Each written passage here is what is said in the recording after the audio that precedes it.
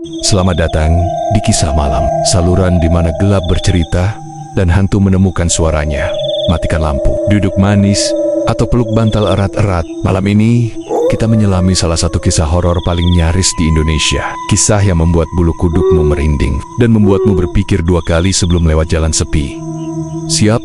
Tarik napas dalam dan biarkan aku membawamu ke sebuah desa terpencil, di mana keberanian seorang gadis diuji oleh sesuatu yang jauh lebih tua dan jauh lebih mengerikan.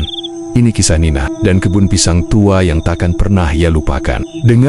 Pernah dengar cerita tentang Nina, anak desa sebelah sana, yang hilang? Bukan hilang biasa ya, lebih menghilang. Dulu, Nina itu cewek pemberani, merasa sok jagoan. Kami di kampung sering ngejek dia. Nina, jangan lewat kebun pisang tua sendirian malam-malam. Nanti ketemu si Gondoruo. Tahu kan?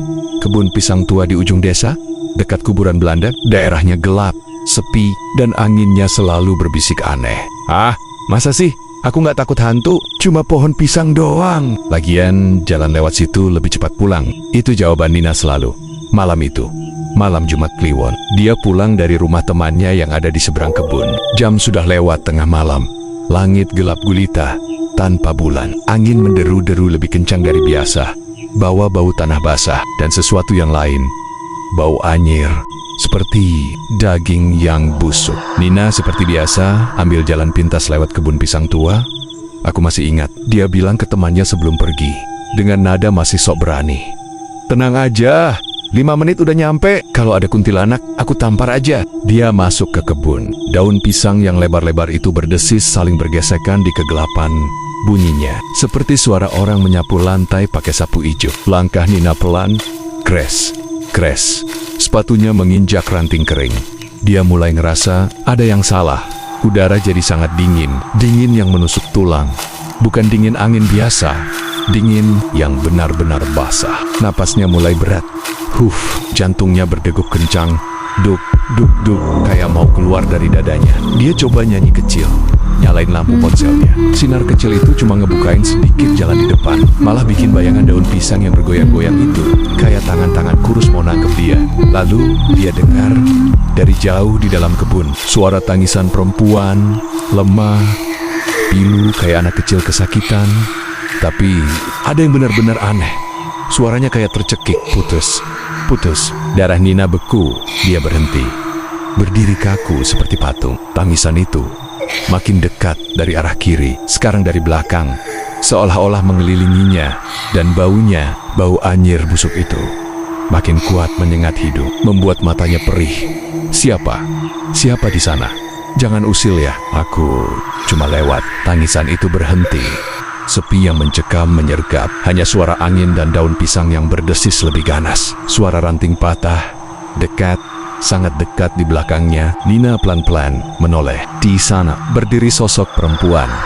Rambutnya panjang, hitam legam, menutupi wajahnya. Bajunya putih, tapi kotor dan lusuh, seperti kain kafan yang sudah lama terpendam. Dia tidak menyentuh tanah. Kakinya melayang beberapa senti di atas tanah yang basah. Tangan panjangnya dengan kuku hitam menjuntai ke bawah. Dan bau, oh Tuhan, bau kuburan yang terbuka. Busuk, menyengat. Neina, kenapa pulang malam-malam sendirian? Takut, tidak? Nina langsung menjerit. Jeritan tinggi yang memecah kesunyian malam. Dia berbalik. Lari, lari sekuat tenaga. Napasnya memburu, kakinya menyepak lumpur. Daun pisang mencambuk mukanya. Dia tidak peduli. Dia harus keluar dari neraka ini. Tapi jalan yang tadi lurus sekarang seperti labirin. Pohon pisang seakan bergerak, menghalangi jalannya. Tangisan tadi berubah menjadi tawa. Tawa cekikikan yang dingin, gila, penuh ejekan, terdengar dari atas. Dari samping, dari mana-mana. Lari kemana, Nina? Ayo main. Nina merasa ada yang menarik rambutnya. Kuku dingin menyentuh lehernya. Dia terpeleset, jatuh. Wajahnya menghantam tanah basah yang berbau kuburan.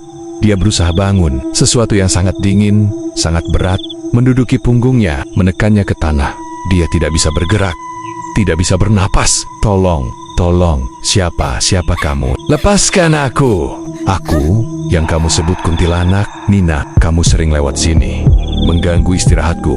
Sekarang, aku yang akan mengganggumu selamanya. Suara kuku panjang menggaruk tanah di samping kepalanya. Bau busuk memenuhi hidung dan mulutnya. Nina mencoba menjerit lagi, tapi hanya suara desahan lemah yang keluar. Matanya melihat ke samping, dan di situ, di bawah rambut hitam yang kusut itu, dia melihat mata hitam pekat tanpa putih, kosong, penuh kebencian dan senyuman lebar yang tidak mungkin dimiliki manusia. Penuh gigi-gigi kecil runcing. Lalu, kegelapan. Di paginya, mereka menemukan Nina tepat di tengah kebun pisang tua. Dia masih hidup, tapi kosong. Matanya terbuka lebar, menatap kosong ke langit. Tidak bisa bicara, tidak bisa mendengar. Tubuhnya dingin seperti es, dan baunya, bau tanah kubur dan sesuatu yang busuk, masih melekat kuat. Di leher belakangnya, ada 3 bekas cakar berwarna biru kehitaman, seperti membusuk dari dalam. Kata orang-orang tua, si Gondoruo itu, kuntilanak penunggu kebun, sudah mengambil sebagian jiwa Nina sebagai hukuman karena sering mengganggu wilayahnya. Nina sekarang tinggal di rumah sakit jiwa. Terkadang, di malam Jumat Kliwon, kalau angin berhembus kencang membawa bau tanah basah, dia tiba-tiba menjerit. Jeritan penuh teror. Lalu, dia tertawa. Tertawa kecil, cekikikan, persis seperti tawa yang dulu dia dengar di kebun pisang. Jadi, kalau malam-malam kamu lewat daerah yang sepi, apalagi dekat kebun pisang atau kuburan, dan kamu dengar suara tangisan atau tawa cekikikan, lari. Jangan pernah menengok ke belakang. Lari secepat mungkin, karena dia mungkin sedang mencari teman baru untuk diajak main selamanya.